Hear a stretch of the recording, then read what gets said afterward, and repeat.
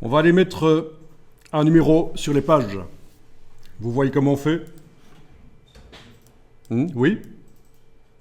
Ah, c'est pas un bouton à enclencher comme dans Microsoft Word, c'est pas automatique.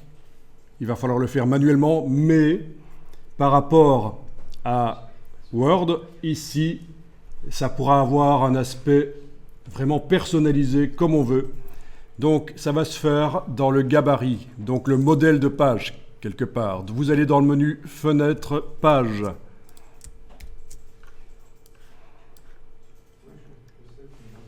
Donc ce document, on est en train de le mettre au point, de l'améliorer. Et bien entendu, à chaque fois que vous avez un travail de mise en page à faire, vous n'êtes pas obligé de démarrer de zéro et de positionner des blocs de texte, des colonnes, des images, etc. Vous pouvez faire un peu ce qu'on a fait, ce qu'on a vu précédemment avec les templates, avec les modèles qui étaient disponibles sur le site Adobe. C'est-à-dire que vous avez fait un travail pour un client, un travail de mise en page. Pour un autre client qui n'a rien à voir, vous pouvez très bien redémarrer de la première mise en page que vous avez faite pour le premier client et adapter. On ne va pas réinventer chaque fois, recréer tout. Alors, InDesign est le dernier des trois logiciels Photoshop, Illustrator, InDesign à ne pas intégrer l'intelligence artificielle. On suppose que ça va arriver et qu'il y aura un assistant bientôt pour quand même automatiser aussi la création de mise en page. Donc ça, ce sera encore une nouvelle donne, un game changer. C'est assez attendu quand même. Alors, actuellement, les pages, elles utilisent le gabarit A. Ah tiens, je vais aller désactiver quand même ici dans Affichage, Afficher les pages. Je vais aller désactiver l'affichage des variantes. Voilà. Ouais, je vais demander l'affichage horizontal. OK. Donc, elles utilisent toutes le gabarit A, le modèle de page A. Donc, si je vais mettre dans le gabarit A un numéro, une balise spéciale de numérotation, elle devrait se retrouver sur toutes les pages. Et ce serait un peu plus pratique pour quand même, quand on passe d'une page à l'autre, voir visuellement sur la page sur laquelle on est. Donc vous allez double-cliquer sur le gabarit A, vérifier qu'il est bien indiqué en bas à gauche que vous êtes en train de travailler sur A gabarit. Pourquoi est-ce que je dis ça? C'est parce qu'il y a quand même pas mal de personnes, quand je dis de double-cliquer sur A gabarit, ils le sélectionnent simplement, ils ne rentrent pas dedans, ils sont toujours sur une des pages du document. Donc là, on est bien dans A gabarit. On va dans la palette des calques et on va créer un calque spécialement pour la numérotation. Donc vous cliquez sur le signe plus. Le calque est là. Je vais l'appeler numérotation. À quoi ça sert de mettre la balise de numérotation spécialement sur un calque pour elle? Ça sert à faire en sorte qu'elle apparaisse systématiquement au-dessus des éléments des pages. Parce que normalement, ce qui vient d'un gabarit se met sous les éléments des pages. Mais on peut forcer à ce que ça aille au-dessus des éléments des pages si on le met sur un calque supérieur. Voilà, j'ai déplacé le calque au-dessus. Calque numérotation. Vous allez créer un bloc texte, il n'y a pas le choix, parce qu'on ne peut pas faire du texte qui n'est pas dans un bloc. On n'est pas dans Illustrator ici, c'est forcément dans un bloc. Donc vous prenez le bloc texte et vous tracez un rectangle.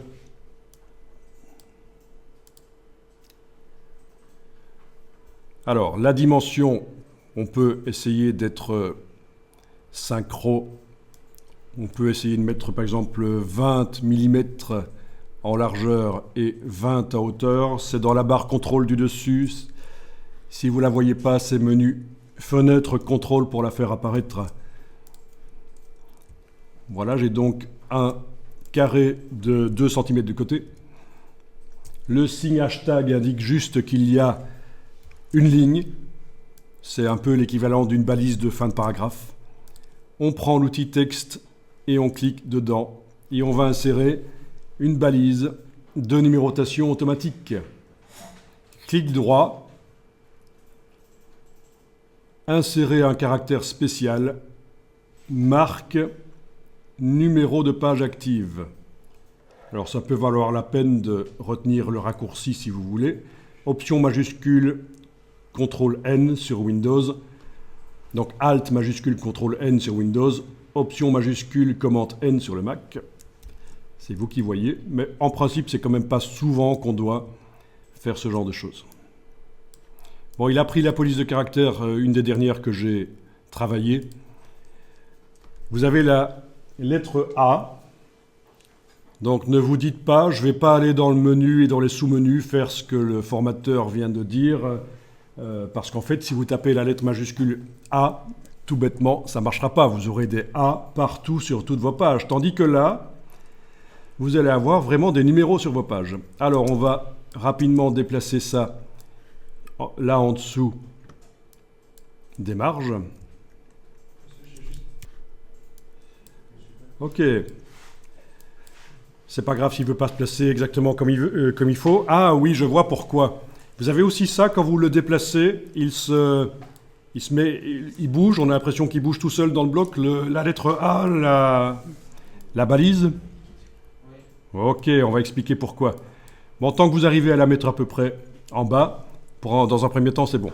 Et quand vous double-cliquez sur les pages du document dans la palette pages, vous devriez voir en bas qu'en effet, il y a des numéros. Voilà, sur toutes les pages qui utilisent le gabarit A, il y a des numéros. Parfait. Bien. Alors, vous allez enregistrer le document en indiquant à la fin -02. Donc, on va enregistrer bien sûr plus que nécessaire, mais c'est pour la formation. Et vous enregistrez dans le dossier que vous avez téléchargé. Il n'y a pas de problème.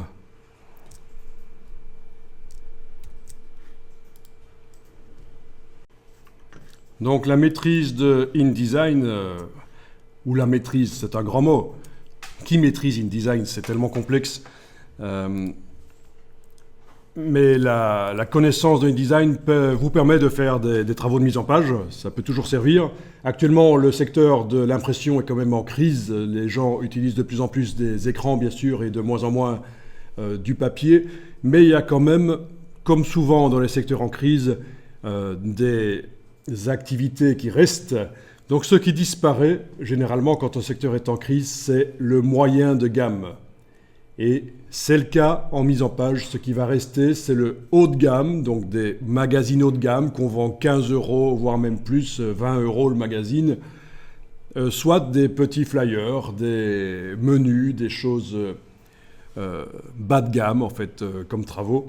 Mais le moyen de gamme a tendance à disparaître, donc la communication se fait plus par le web pour tout ce qui est moyen de gamme. Ok, donc ça peut servir à faire ce genre de travaux, soit du bas de gamme, soit du haut de gamme. Bas de gamme, c'est pas nécessairement mauvais, hein, il en faut. Hein, on est bien content d'avoir un menu papier quand on va au restaurant, quoique de plus en plus c'est accessible aussi en ligne, mais bon. Ou des flyers pour communiquer, ou des posters. Mais alors, même si vous n'êtes pas professionnel de la mise en page et du graphisme par la suite, si vous êtes dans un autre secteur d'activité, pouvoir communiquer correctement avec des documents corrects, c'est quand même utile. Communiquer à propos de son activité, c'est quand même utile de maîtriser tout ça. Donc, pour resituer un peu, en 2024, comment on se positionne par rapport à ça? Par rapport aux techniques de mise en page qui, c'est vrai, sont des techniques qui ont été un peu mises de côté suite au développement d'Internet. Mais ça, ce n'est qu'une suite de révolutions, l'évolution de la communication. Et ça ne fait que commencer. Vous avez vu ce qui arrive, les assistants virtuels maintenant, de plus en plus. Hein. Il est probable que dans 10 ans, les étudiants auront chacun leur assistant pédagogique virtuel pour les accompagner dans leur apprentissage. Une espèce de prof virtuel Quand je dis dans 10 ans, je suis prudent. En réalité, je pense que ça arrivera plus tôt. Donc, voilà. Alors, on va retourner dans le gabarit. Voilà. Je vais afficher en affichage normal, donc dans le bas de la palette des outils, icône de gauche, palette des outils qui est en 2 colonnes, icône de gauche. On va demander ici affichage, grille et repères, afficher la grille de ligne de base. Voilà. Et en fait, ça va expliquer pourquoi, quand on bouge le bloc, le caractère se met toujours sur les lignes parce qu'on a demandé qu'il fasse comme ça. Pourquoi est-ce qu'on a demandé que ce soit comme ça? En fait, on a hérité d'un style de paragraphe, certainement. Quand on a mis la balise, c'est venu tout seul comme ça. Je vais vous montrer sur la page 2 quel est l'intérêt de demander que le texte aille sur les grilles de lignes de base. C'est que les lignes soient bien dans le prolongement l'une de l'autre, je veux dire à la même hauteur. D'une colonne à l'autre, elles sont à la même hauteur, et ça, c'est plus propre visuellement. Alors, on est d'accord, quelqu'un qui va voir le document ici, si on lui donne le document imprimé, il ne va pas dire « Waouh, les lignes sont dans le prolongement l'une de l'autre, d'une colonne à l'autre. Je suis tout émotionné. » Pas du tout. La plupart des gens ne vont pas le voir. On est dans l'ordre du ressenti non verbalisé. Mais donc, ce genre de choses participe avec plein d'autres choses à la qualité d'un document. Le côté professionnel, le côté haut de gamme, ça vient notamment de ce genre de détails. Et donc, je reviens dans le gabarit A. Ça explique donc pourquoi, ici, le numéro se cale sur la grille, alors que ce n'est pas nécessaire dans ce cas-là. Donc, on va aller voir ce qui va se passer dans la palette déjà des styles de paragraphes. Menu texte, style de paragraphe. Mais apparemment, ça utilise le style de paragraphe qui est prévu pour les titres, pour les sous-titres en fait, ce qu'on appelle entre guillemets les sous-titres, mais on n'utilise normalement pas dans le métier ce genre de terme sous-titre. On dit titre de second niveau dans la hiérarchie des titres. Voilà. Et donc, vous avez la possibilité de repasser en paragraphe standard de InDesign. Et là, vous avez un bloc qui, la balise ne se colle pas sur les lignes. Sauf que, je trouvais que c'était pas si mal que ça se colle sur la ligne. Non pas que ça se colle sur la ligne, qu'est-ce que tu dis, idiot? Qu'il ait un aspect comme ceci, cette police-là. Donc, je vais quand même remettre titre de second niveau. Donc, pour afficher la grille de ligne de base, c'est dans Affichage, grille et repères, afficher la grille de ligne de base. Mais les préférences sont réglées de manière à ce que quand on zoome en arrière, à un certain moment, elles ne sont plus visibles. Donc c'est logique que quand on zoome en arrière, elles ne sont plus visibles à un certain moment. Et il faut avoir l'icône de gauche enclenchée dans le bas de la palette des outils, parce que si on est en simulation d'impression, l'icône de droite, l'aperçu, on ne voit pas la grille de ligne de base, quel que soit le niveau de zoom. Voilà. Alors voilà, on va démarrer de ce style de paragraphe, mais on va adapter les choses. Donc on va aller le faire par la palette paragraphe et la palette caractère. Donc menu texte, paragraphe et menu texte, caractère.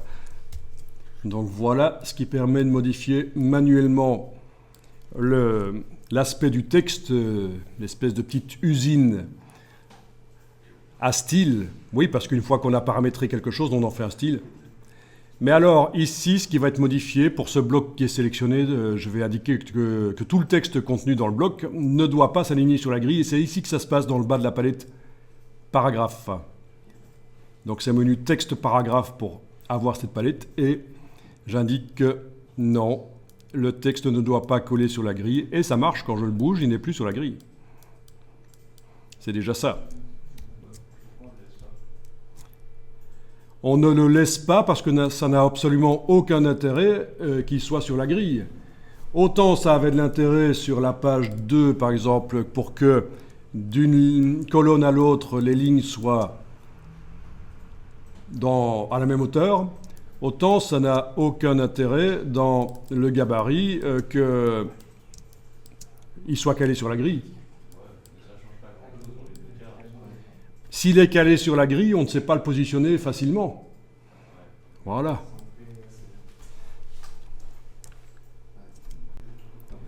Alors, quand je disais... Alors, la grille, on va la faire disparaître ici, on n'en a plus besoin. Affichage, grille et repère, masquer la grille de ligne de base.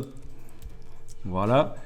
Et on va faire un numéro fantaisie. On va juste créer 2 rectangles partiellement superposés qu'on va mettre à l'arrière du numéro. Comme ça, c'est juste, vous voyez qu'on fait vraiment ce qu'on veut. On pourrait même mettre une image derrière le numéro. Ça pourrait être sympa. On va voir après si on peut faire quelque chose. Mais faisons simplement 2 carrés comme ça. Donc je prends l'outil rectangle ici et avec la touche Shift enfoncée, la touche majuscule, je trace un carré comme ça. Au niveau de ces couleurs, je vais inverser avec la double flèche. Je fais passer le noir du contour vers le fond. Voilà. Alors, je peux le déplacer avec la flèche noire. Là, bien. Je vais le dupliquer avec la touche Alt.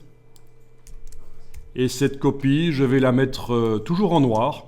C'est un choix, toujours en noir, mais par le nuancier, je vais diminuer la force du noir. Donc ici, teinte, je diminue comme ça éventuellement. Voilà.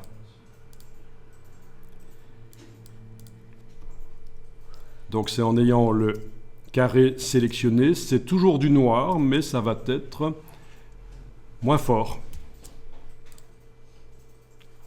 Voilà. Alors, ces 2 carrés, je vais les activer tous les 2. Donc, clic, Shift-clic, et je vais demander qu'ils aillent à l'arrière-plan pour que la balise soit par devant. Dans la palette des calques, on a plusieurs calques actuellement. Quand on demande que l'élément aille à l'arrière-plan, c'est simplement à l'arrière-plan du calque. Ce n'est pas à l'arrière-plan de tout le document. Ça ne va pas venir sous le body text, ça va venir à l'arrière-plan dans le calque. Alors, vous avez objet, disposition, arrière-plan. Bien sûr, on aurait pu faire différemment. Voilà, on aurait pu faire différemment, bien sûr, on aurait pu simplement prendre le bloc texte et le déplacer vers le haut. Donc il y a toujours 36 solutions possibles.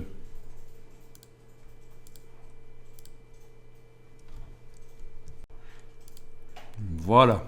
Alors c'est pas extrêmement propre, ça fonctionne techniquement, mais c'est pas extrêmement propre. C'est-à-dire que normalement, quand on fait ce genre de choses, on s'arrange pour que la balise qui est là dans le carré, elle soit au centre.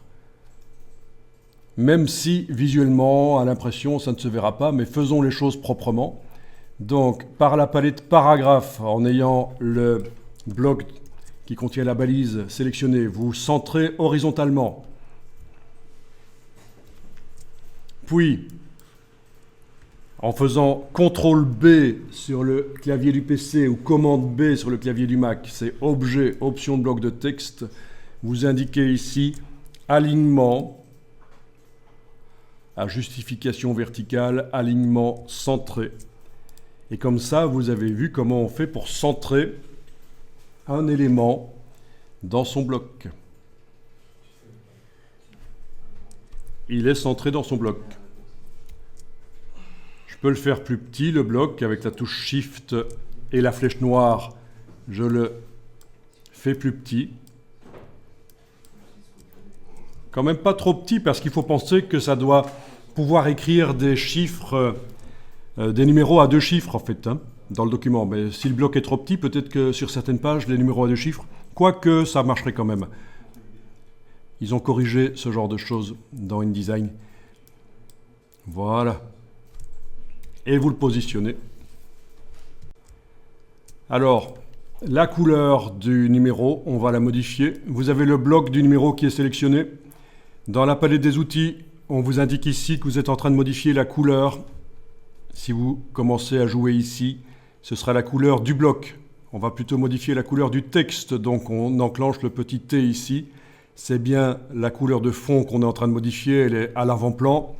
Et on va mettre la couleur papier, donc du blanc. Voilà.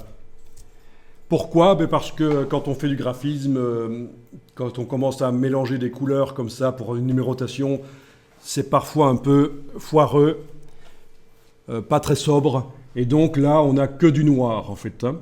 Ben oui, on n'a que du noir qui apparaît pour faire le numéro. On a le blanc du papier qui est visible aussi autour, évidemment. Mais il n'y a que du noir, teinté différemment, mais c'est peut-être un peu plus sobre, en fait.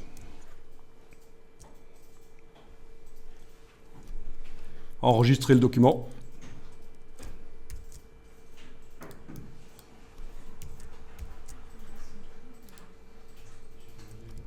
Alors, pour modifier la taille du caractère, en sélectionnant le bloc et en allant dans texte caractère, la palette caractère, oui, on peut modifier, bien sûr, la taille du caractère ici. Mais on peut aussi utiliser l'outil de transformation manuelle. Et là, ça va modifier la taille du bloc et de son contenu. Donc par rapport à ce que j'ai fait précédemment, la flèche noire qui ne modifiait que la taille du bloc mais pas la taille du caractère, ici, je vais pouvoir modifier les deux.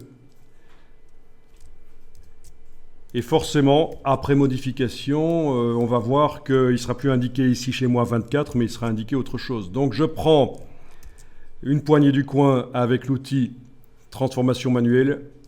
Je commence à bouger avec la touche Shift pour garder les proportions et Alt éventuellement pour que la transformation se fasse par le centre. Donc Shift, Option, majuscule, Alt. Vous appelez les touches comme vous voulez tant que vous y arrivez. Voilà. On est un peu dans le style brutaliste ici, hein, avec ces carrés.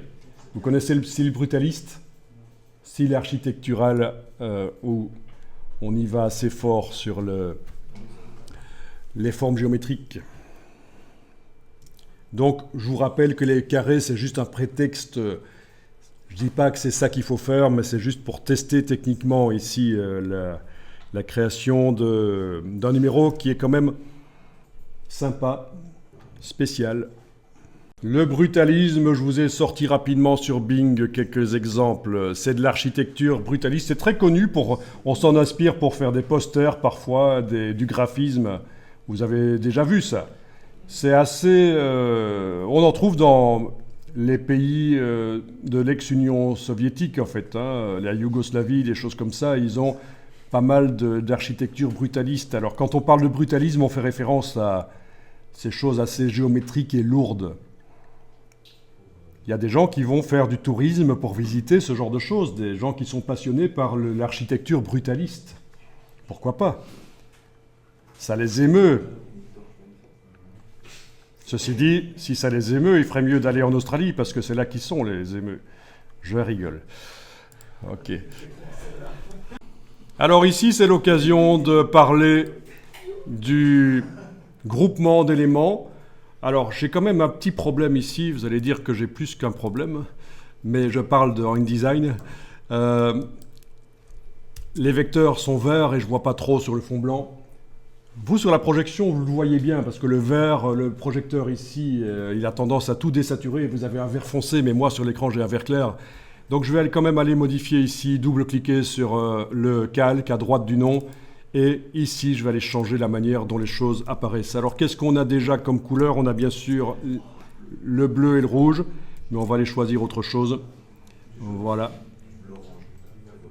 Allez, couleur ocre, voilà. Non, couleur ocre, ça va pas, ça ressemble trop au rouge finalement. Donc magenta, c'est bien. Voilà. Couleur magenta. On voit mieux les vecteurs, je pense. On va sélectionner tout ce qui est sur la page gabarit. Vous faites un CTRL A, commande A sur le Mac, CTRL A sur le PC, ou vous englobez avec la flèche noire, bien sûr, tout ça. Et on va le grouper. Objet associé. CTRL G, si vous voulez. Dès que vous avez affaire à un groupe, vous voyez que on a des pointillés qui indiquent qu'il s'agit d'un groupe. Avec l'outil de transformation manuelle, on peut redimensionner donc tout avec la touche Shift pour garder les proportions. Et s'il fallait aller modifier un des objets qui sont dans le groupe, donc vous avez ici, quand le groupe est sélectionné avec la flèche noire, vous avez les petites icônes ici qui vous permettent de voyager dans les groupes. Ça, c'est pour descendre à l'intérieur du groupe. Dans la barre contrôle, vous avez ça. Et puis, une fois que vous êtes descendu à l'intérieur du groupe, vous avez les deux autres icônes qui vous permettent de voyager dans les différents éléments du groupe. Il y en a 3 ici, dans un sens ou l'autre. Ça n'a pas beaucoup d'intérêt de changer de sens parce que c'est quand on a beaucoup d'éléments dans un groupe qu'on va changer de sens. Mais là, ça va. Donc, et puis je vais sortir du groupe avec l'icône là. Voilà, c'est comme ça que ça se passe. Si vous ne connaissez pas ça, vous êtes chaque fois obligé de dégrouper pour pouvoir manipuler un des éléments du groupe. Tu dis on peut aller dans les calques du groupe. Oui, c'est vrai qu'on peut aussi faire ça, bien vu. Non, tout à l'heure, à la fin du cours, je te donnerai ton diplôme. Tu es trop fort. Ça mérite un diplôme.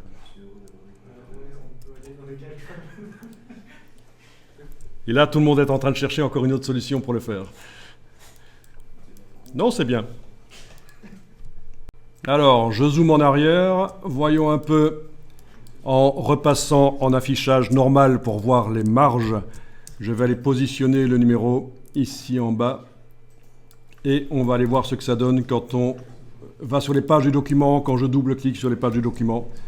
Ça n'a pas l'air trop mal. Ce qui m'intéresse surtout, c'est de voir ce qui se passe quand on est avec des numéros à 2 chiffres. Parfois, ça déborde en dehors du carré. Ceci dit, ça peut être bien que ça déborde. Ça peut être un effet artistique, comme ça. Si je retourne dans le gabarit, que je sélectionne spécifiquement dans le groupe le numéro, avec l'outil de transformation, j'agrandis pas mal.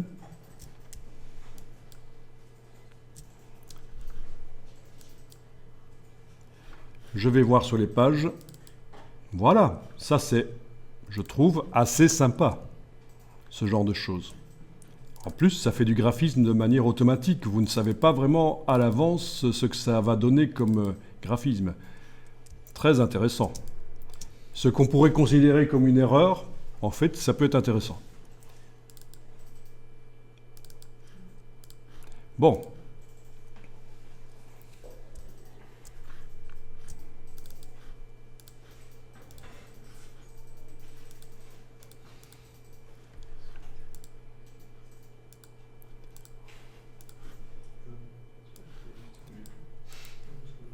On a aussi la variante Black, tiens, pour cette police Lithos. Elle était installée chez vous, la police Lithos, alors? Oui. Ah, c'est étonnant. J'aime bien ça. On est dans le brutalisme. J'aime bien me faire brutalismer. Ok. Alors, vous n'êtes pas censé savoir ce que je fais le samedi soir. Ok. Donc, oubliez ça. Ok, je vais enregistrer le document, enregistrez-le aussi.